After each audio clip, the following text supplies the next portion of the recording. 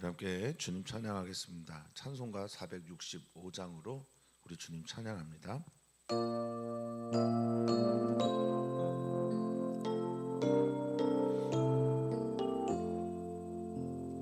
주 믿는 나 위에 진실하고 날 보는 자 위에서 정결코 담대하여 이 세상 만난 중에 나 용감히 늘 승리하리라. 나 용감히 늘 승리하리라. 저 원수도 내 참된 친구 삼고 남 주면서 행한 일 잊으리. 연약한 남 늘 온유 겸손하여 늘 섬기며 기쁘게 살리라. 늘 섬기며 기쁘게 살리라. 늘 바빠도 나 힘써 기도하며 주와 함께 늘 교제하리라. 주 가신 길 그 발자취를 따라 믿음으로 늘 살게 하소서. 믿음으로 늘 살게 하소서.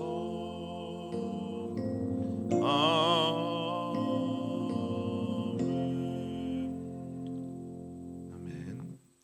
주님, 우리가 말을 할 때 하나님 아버지의 마음을 받아 말을 하는 것처럼 말하게 하여 주시고, 우리가 봉사를 할 때 하나님께 하듯 하며 우리의 삶을 하나님 앞에 허락된 귀한 하루의 날로 여겨 오늘 주님의 나라와 의를 구하는 우리들 되게 해 주시옵소서.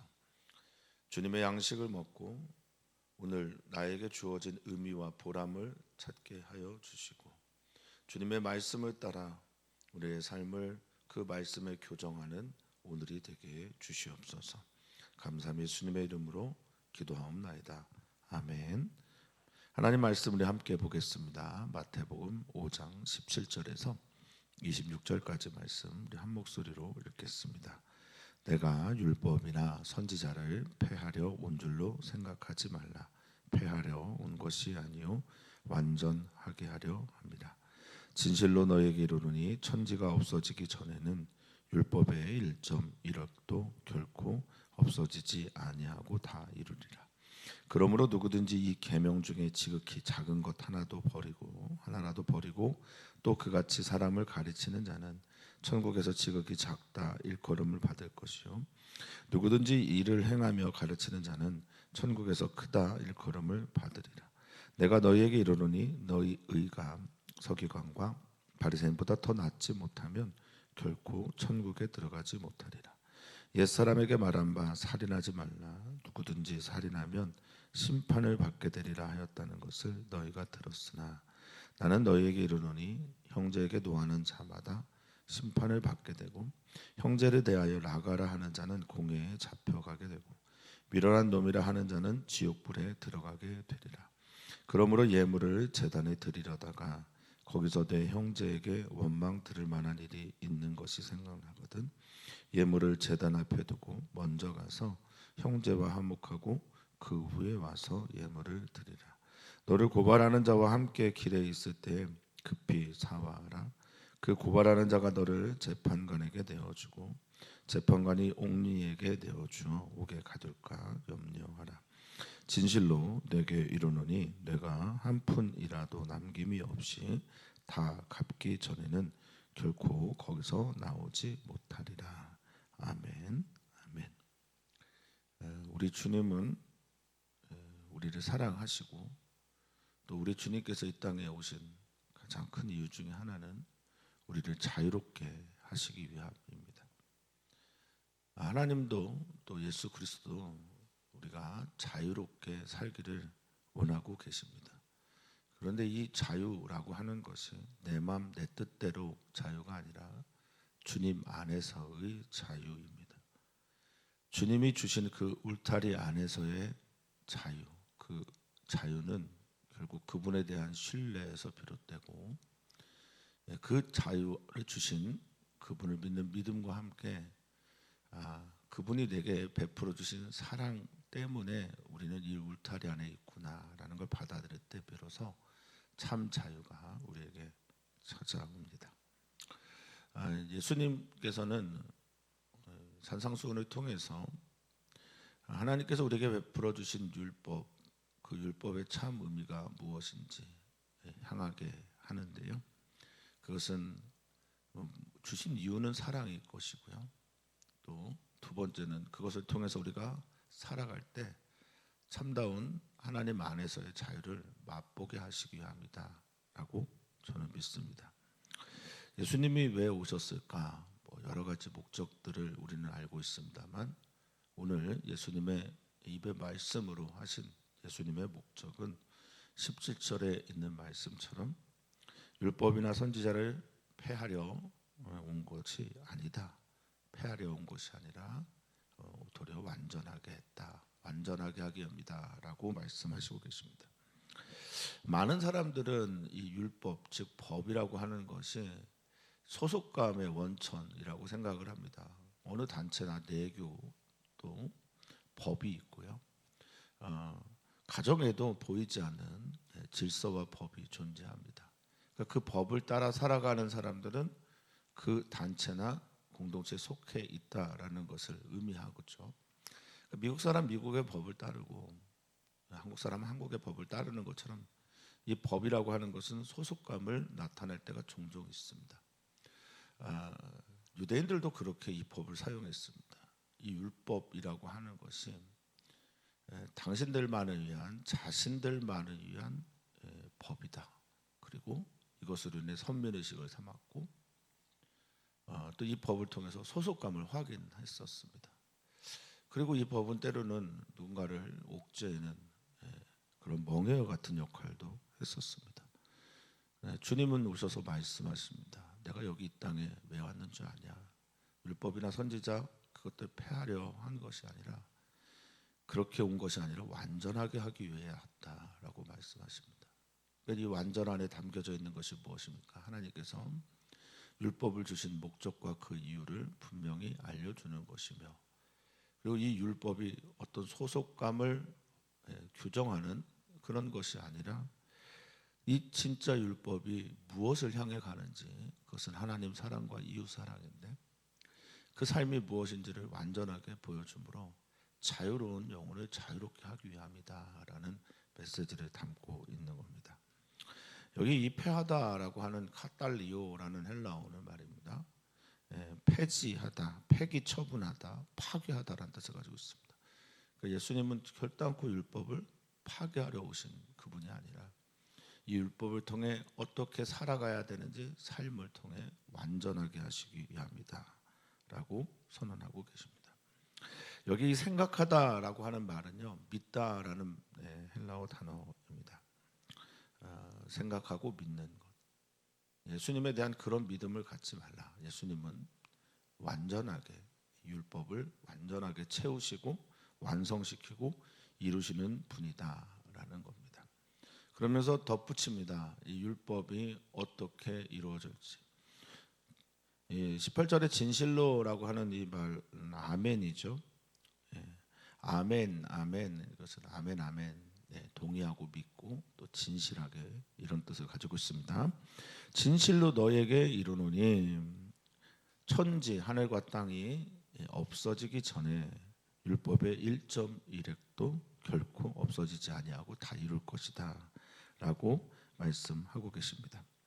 여기 천지 하늘과 땅이죠. 이건 눈에 보이는 세계일 겁니다. 그러면서 동시에 역사, 그러니까 유사 이래 역사가 생긴 이래로 당연히 없어지지 않는, 그리고 우리들에게는 보편적인, 그리고 영원할 것 같은 그런 모든 것들 말입니다.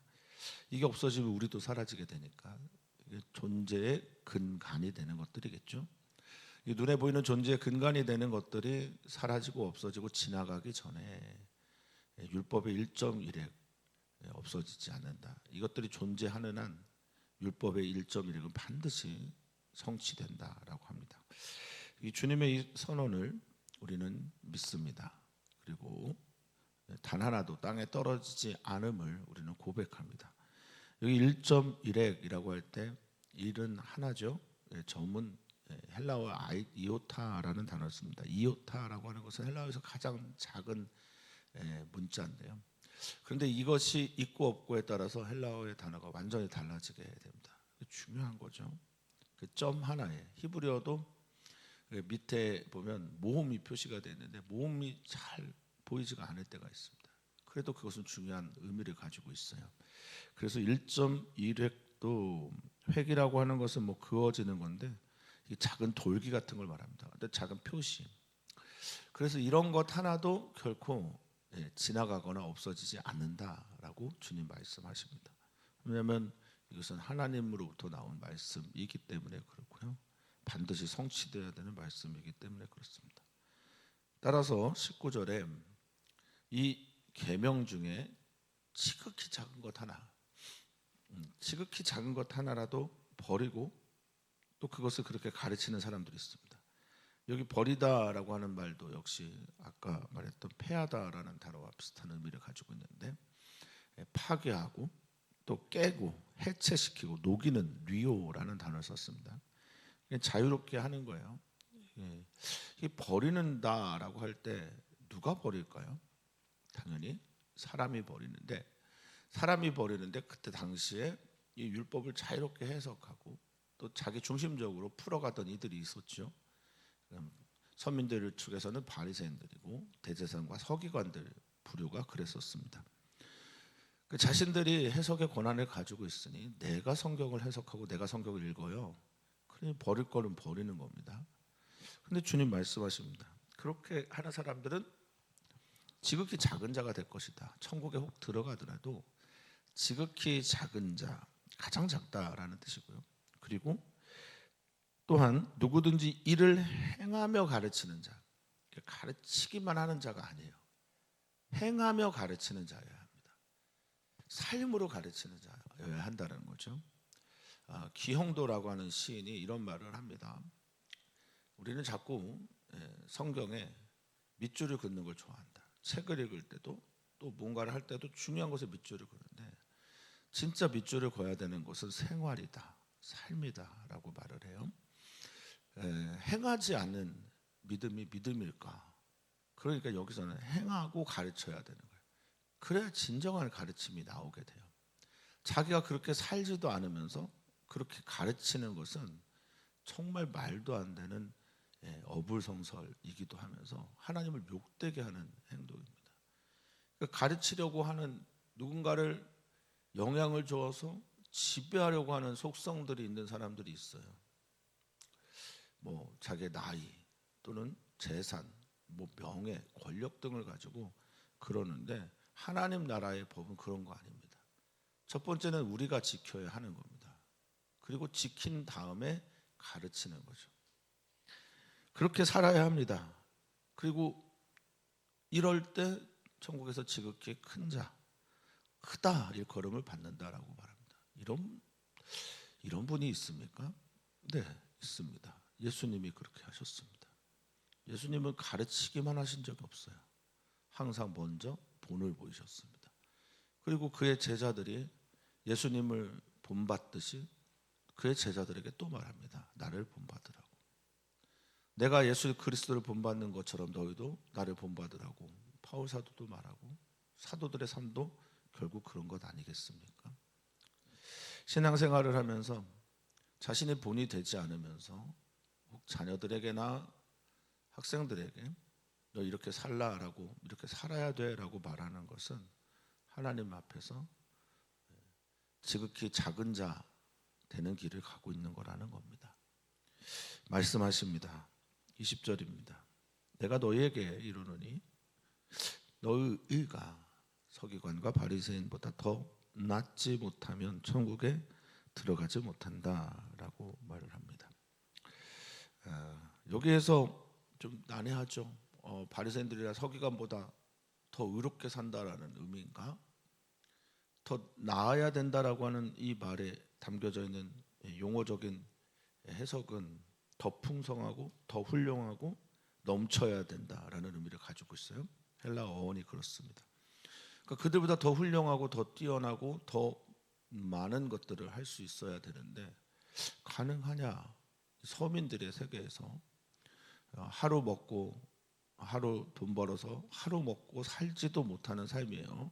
당시에 서민들이, 민중들이, 민초들이 그랬습니다. 그런데 어떻게 서기관과 바리새인보다 더 의가 뛰어날 수 있죠? 오늘 우리들의 질문도 그렇습니다.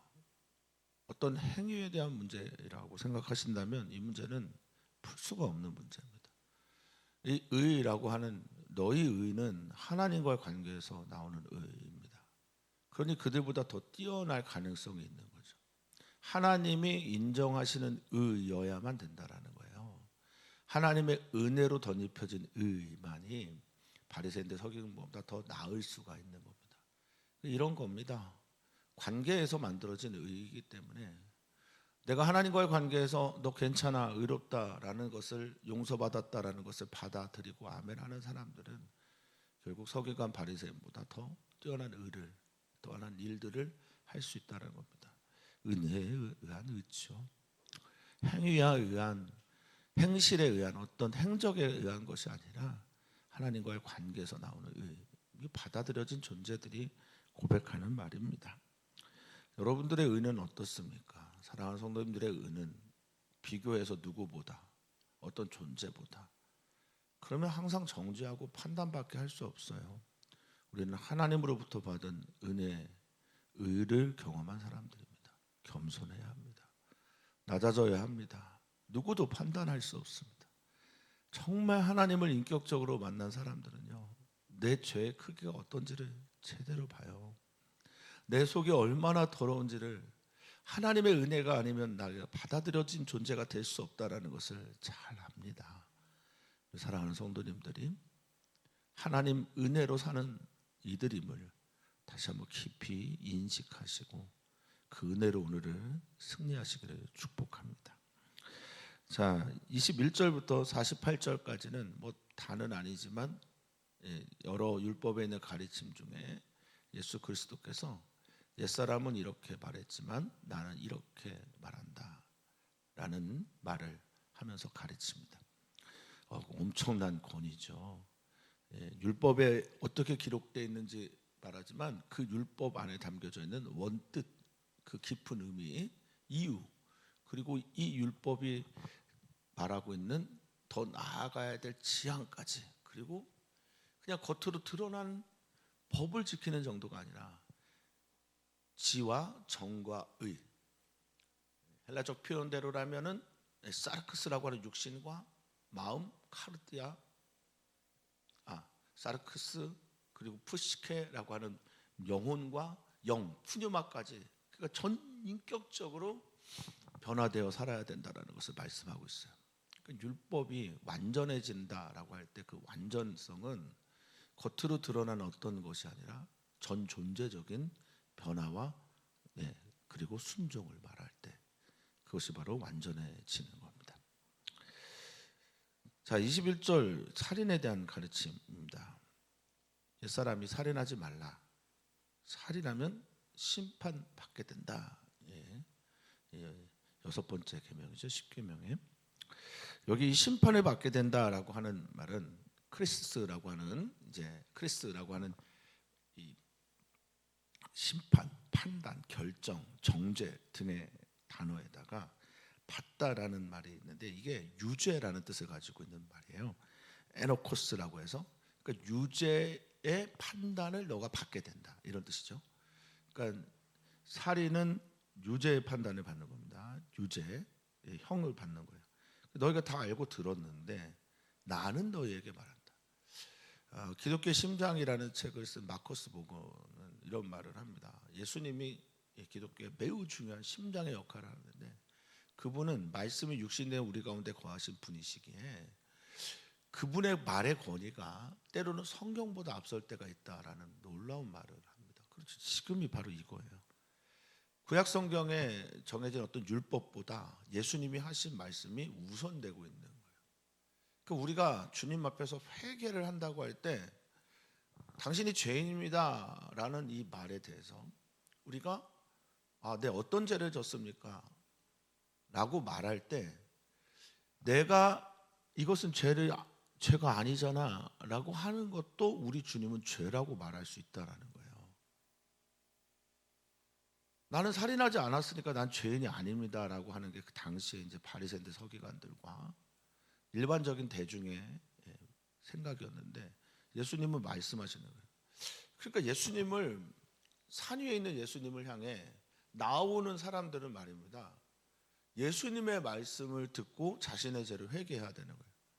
그런데 이 문제를 가지고 지금 예수님 말씀하시는 것을 가지고 내가 살인한 것처럼 회개하고 하나님 앞에 몸부림치고 하나님 나 좀 살려주십시오. 내가 이런 죄를 졌습니다 하는 분들이 과연 계실까요? 형제에게 노하는 자, 아니 싸울 수도 있고 다툴 수도 있고 분낼 수도 있잖아요.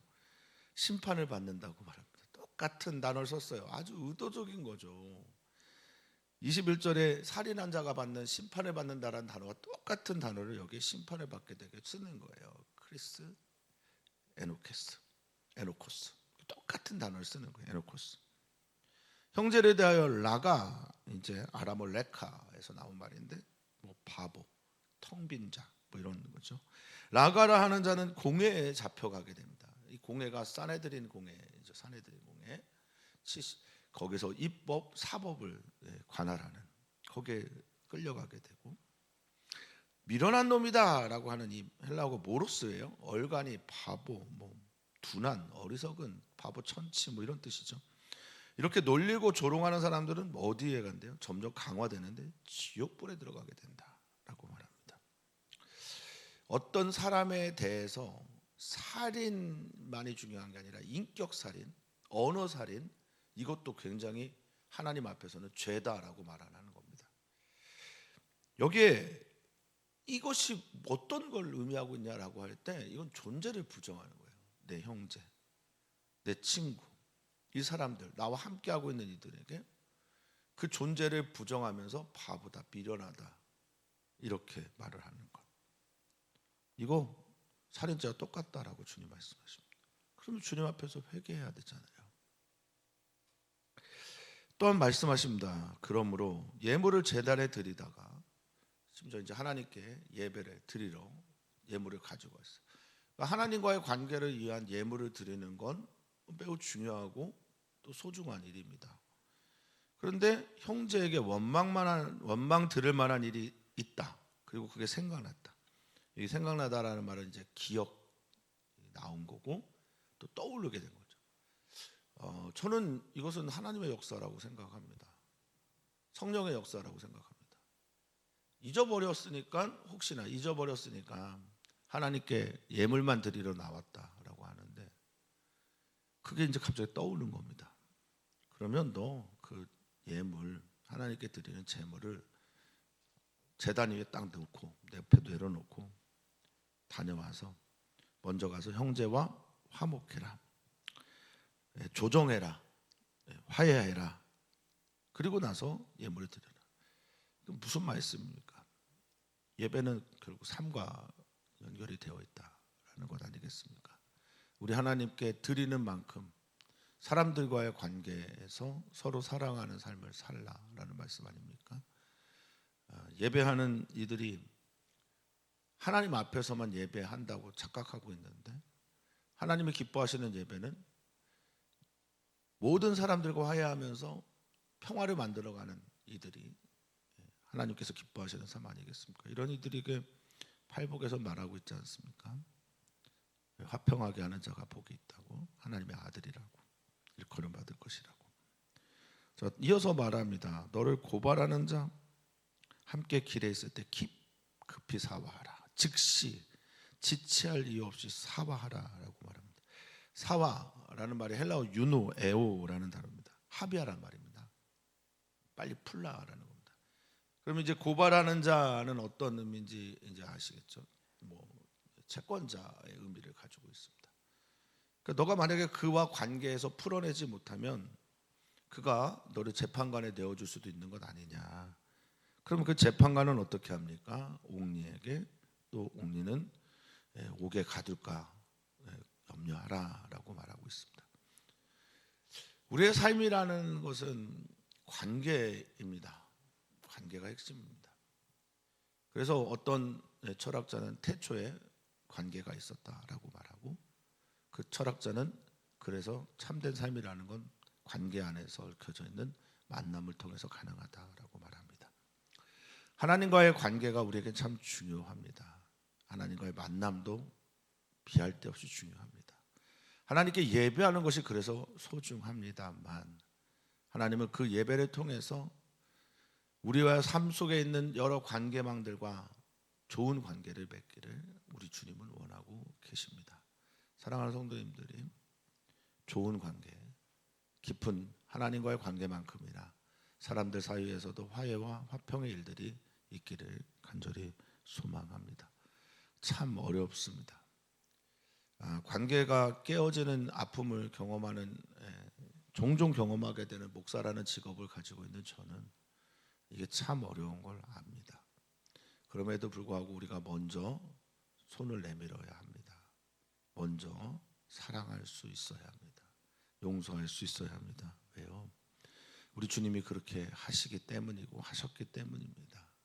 그리고 그렇게 될 때 사랑하는 성도님들, 진짜 자유가 찾아옵니다. 라오에는 이런 말을 종종 합니다. 원수가 없는 삶을 상상해 보시오. 미워하는 자가 없는 삶을 상상해 보십시오. 누구에게도 함부로 대하지 않는 일들을 상상해 보십시오. 하버드 대학교에서 교수직을 내려놓고 캐나다의 데이브레이크라고 하는 라르시 공동체에서 중증 장애인을 섬기던 라오에는 거기서 그의 스승을 발견합니다. 멘토를 발견하는데 그게 아담이에요. 아무것도 할 수 없는 형제입니다. 그저 할 수 있는 게 신음소리를 내고 악을 쓰고 사람들이 그를 돌봐야만 생을 유지할 수 있는 아주 심각한 중증 장애인입니다. 근데 그를 섬기면서 그를 스승을 삼습니다.